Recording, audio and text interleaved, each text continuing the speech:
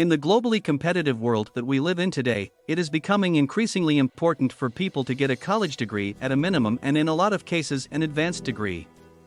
We are increasingly competing with people from all over the world for jobs, and as such we have to constantly strive to improve ourselves to be more and more competitive.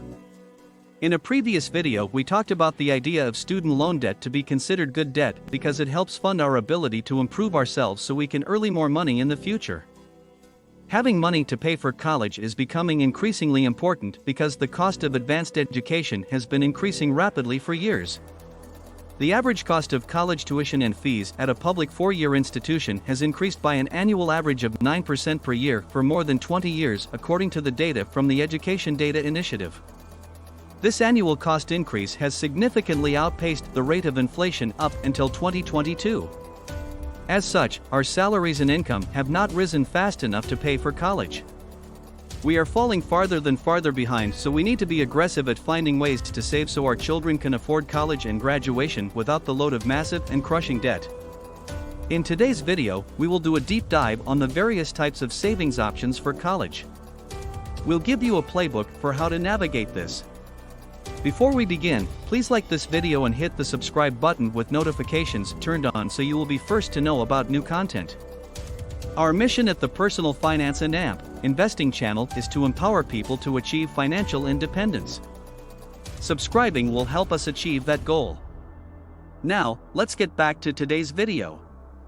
In order to save for college for your children, there are a few options that are most popular. They include 529 plans, Coverdell education savings accounts, custodial accounts, and Roth IRAs. We'll go through each of these in detail. Before we do that, let's briefly define what a college savings plan is. This is a way to set aside money for future education for a child with tax benefits. You invest after-tax money into an account that tax benefits. After tax means that you pay taxes on the income in the year you earn it and then invest the money. This is identical to what we discussed in a previous video on Roth IRAs, which are done after taxes. With a college savings plan, the account grows. Let's go through the four main types of college fund accounts now. First is the most common and is known as a 529 college savings plan or education savings account. This is often referred to as a 529 plan. 529 plans are state-sponsored investment vehicles that come in two types. Prepaid tuition plans that are usually associated with specific state schools. Education savings plans sponsored by each state, which can be used at different schools inside or even outside the state. The investment options are spelled out by each state and the options and fees vary from state to state. All 50 states and the District of Columbia offer 529 plans. Americans can contribute to a 529 plan and contributions are not limited. However, if contributions are greater than $16,000 in a given year, they can be subject to a gift tax. In general, 529 plans do not come with a lot of risk since the plan administrators do not want to subject investors to losses. Thus the returns tend to be fairly modest relative to more aggressive investment options. Let's discuss some of the pros and cons of 529 plans. Pros: no income restrictions or contribution limits, so feel free to invest as much as you want.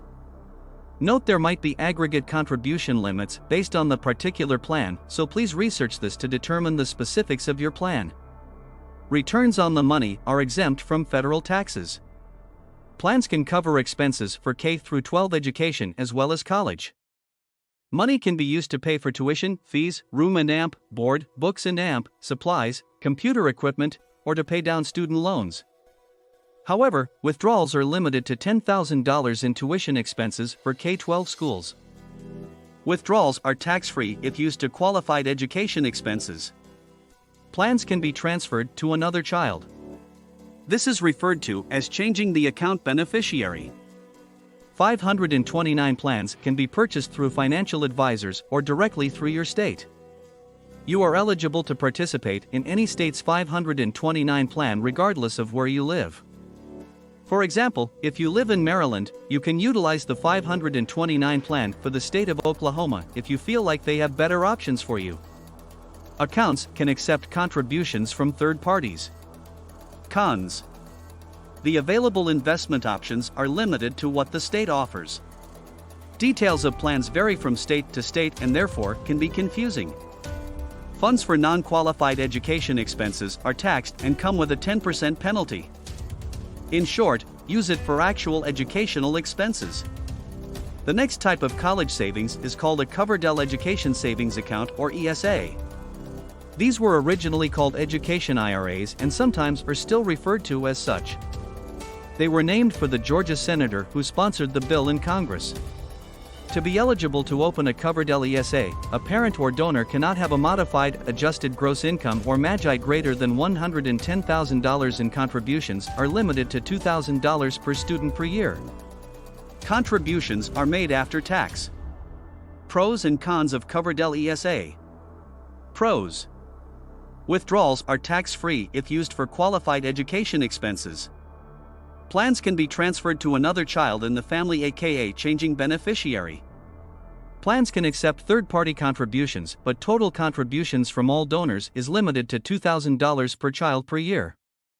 Accounts can be used for more varied expenses, including some K through 12 expenses. Plans can invest in any public securities, so they have more flexibility than 529 plans. Cons. Contribution limits are much lower than for other accounts like 529 plans and custodial accounts. Contributions are not allowed from individuals with incomes over the limit. The third type of college savings is a custodial school savings account or simply custodial account. Custodial accounts were created as a result of the Uniform Gift to Minors Act and Uniform Transfer to Minors Act, also known as UGMA and UTMA. Adults may set up and manage the custodial accounts on behalf of the children. This money is managed by the custodian, typically the parent or guardian, though it belongs to the child named on the account. This is basically a savings account that a parent can set up for a minor. Funds may be withdrawn from the account for any purpose before they reach the age of majority, typically 18, but depends on the state, so long as it is used to benefit the child. Once the child reaches the age of majority, the money goes directly to the child and they may use it for any purpose they see fit. Custodial accounts are not tax-free but do receive some preferred tax treatments. This allows the gains to be reported on either the adult's or minor's tax returns, whichever is more advantageous. Any adult may open a custodial account for any minor. There are no income limits or restrictions on custodial accounts. However, contributions are considered to be gifts and thus may be subject to a gift tax if they are above $16,000 in any given year. Here are the pros and cons of custodial accounts. Pros. Money can be used for any purpose to benefit the child even beyond education. This gives more flexibility than either 529 or ESAs. Withdrawals thus don't have any penalties if used for the benefit of the child. There are no contribution limits. No income limits for donors. Potential tax benefits on growth of the account by leveraging the lower tax rate of the minor. Cons. The beneficiary on the account cannot be changed. Control of the funds goes to the child at the age of majority, so the adult loses control of the money at that point. The money may at this time be used for anything, whether it be for educational purposes or other. Money in this account counts as assets for the child, so this can affect eligibility for financial aid. Gains are not totally tax-free. The fourth type of college savings account is the Roth IRA. In the previous video we discussed that the Roth IRA was a retirement account, and that's true. That is its primary purpose. However, the laws governing Roth IRAs provide flexibility for withdrawals to be made before 59.5 years old. The funds are to be used for education expenses. See the previous video on a deep dive on retirement plans to get more information on Roth IRAs. Contributions to 529 plans in Roth IRA have identical tax treatment in that they are both made with after-tax dollars, meaning you have paid income taxes already on the money that you invested. They grow tax-free and are withdrawn without any tax implications in the future. There are pros and cons of using a Roth IRA as a college savings account. Pros. Withdrawals can be used for educational purposes prior to age 59.5 and for any purpose beyond that age. Qualified withdrawals are tax-free. Investment options are open to any public securities, funds, etc., so there is more flexibility on investment options than 529 plans. You can use the money for something else if your child doesn't have education expenses or for another child altogether. Cons. There are contribution limits for Roth IRAs, whereas there are fewer restrictions on 529 plans. Non-qualified withdrawals are subject to tax on gains plus 10% penalty. As you can see, there are a lot of options with some benefits and drawbacks of each. So what is the best option for you? This obviously depends on your specific situation. However, we can offer some broad suggestions about how to approach this. First, we recommend that people prioritize retirement savings over kids' college. Kids have other options for college, whether it be less expensive schools or taking on student loans. But if you don't have enough money for retirement, that's a bigger problem than your child not having enough saved for college. So in general, saving for retirement is a higher priority. Per our suggestion in the previous video on saving for retirement, we suggest that you first maximize your employer contributions and then consider a Roth or traditional IRA based on your future expectations of your tax situation.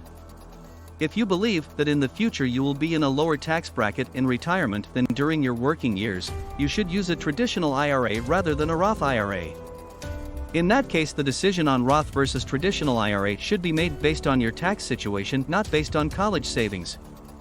If you go with a Roth IRA, we suggest you maximize your contribution limits if possible. This gives you the flexibility to use the Roth IRA for retirement or kids' college if you want to. If you choose to use the Roth for kids' college, just know that those funds won't be available for retirement.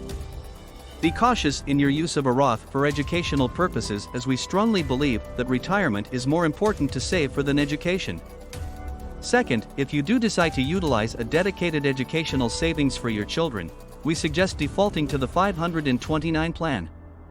These offer the most broad benefits, including no income or contribution limits. Other plans have limits and are thus more complicated to manage. Tax-favorable growth and tax-free withdrawals for qualified expenses. Ability to change beneficiaries.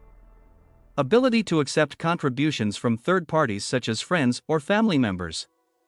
While there are some limitations, these overall benefits outweigh the benefits of the other options, and we suggest utilizing 529 plans for kids' college. Let us know what you think in the comments section below. Also, let us know if you have specific topics or questions you want us to address in future videos.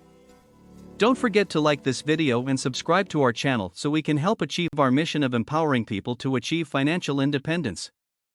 Thank you for watching, and we'll see you next time.